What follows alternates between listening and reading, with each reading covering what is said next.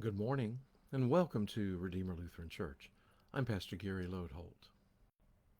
It's a very simple question, but one I've never been able to find the answer to.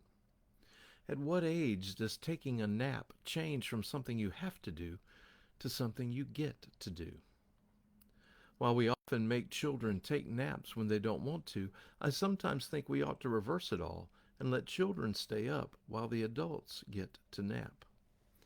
The older I get, the more I like that idea. Certainly Eutychus would have benefited from a nap. You might not recognize his name, but Eutychus was the young man who was sitting in a second-floor window while St. Paul was preaching. He was there because it was warm and he could catch a breeze every now and then. But as we preachers are wont to do sometimes, Paul's sermon went on and on and on, as Acts says, into the night hours. In fact, it went so long that Eutychus fell asleep and fell out of the window and died when he hit the ground. St. Paul, however, was able to restore him to life. Ever since, Eutychus has been a hero to those who sleep during sermons. This week we are looking at Bible stories where God acts in surprising ways while people sleep. And today we want to look at the story of Samson.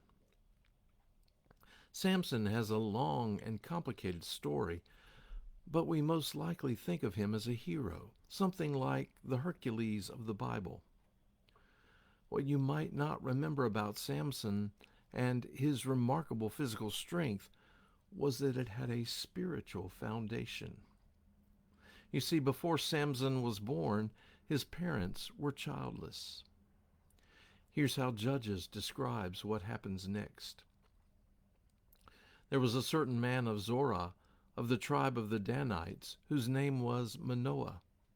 His wife was barren, having borne no children, and the angel of the Lord appeared to the woman and said to her, "Although you are barren, having borne no children, you shall conceive and bear a son.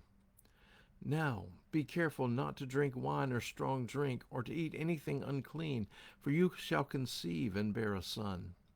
No razor is to come upon his head, for the boy shall be a Nazarite to God from birth. It is he who shall begin to deliver Israel from the hand of the Philistines."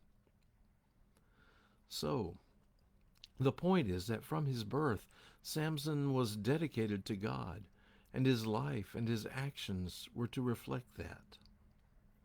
It was called being a Nazarite, and the vows were simple, but were to be strictly kept.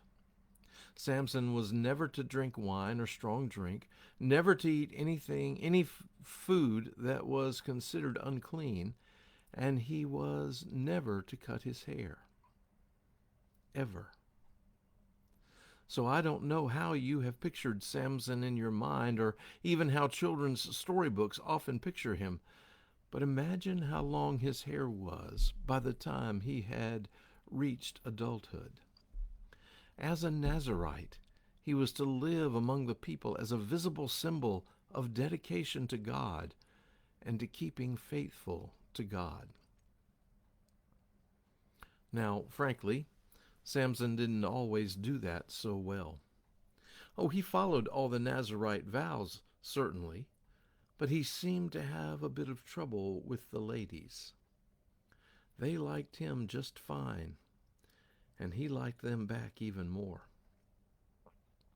Things really came to a head when Samson became interested in a Philistine woman named Delilah. By that time, Samson had become such a thorn in the flesh of the Philistines that they prevailed upon her to find out the secret of Samson's strength. Using her feminine wiles, she cajoled him, and he told her that if he were bound with 7 new bowstrings that hadn't dried out yet, he could be captured. Well, they brought her the bowstrings, and she tied him up with them while Samson humored her, and then she cried out, "The Philistines are upon you!" As they rushed into the room, he snapped the bowstrings as if they weren't there. Then he told her that if he were bound with new ropes, he would be weak. But when she tried that and brought the Philistines in, he snapped those too. She pouted that he didn't trust her, so he told her that if his hair was braided into 7 braids, he would be like a normal man. So while he slept, she braided his hair, but Samson was still strong. Finally, he wearied of her asking and told her that if his hair was cut, he would lose his strength. So again, as he slept, she cut his hair.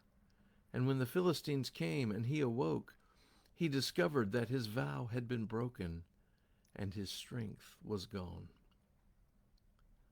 I often think it wasn't that his physical strength magically disappeared, but rather that the strength of his heart was gone because of his broken vow.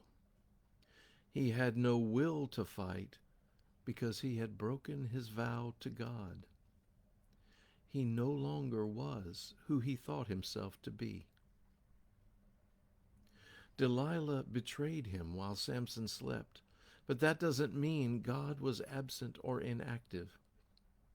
Rather, this all led to Samson's capture and his hair growing out again, and Samson finding once more his strength of heart and muscle.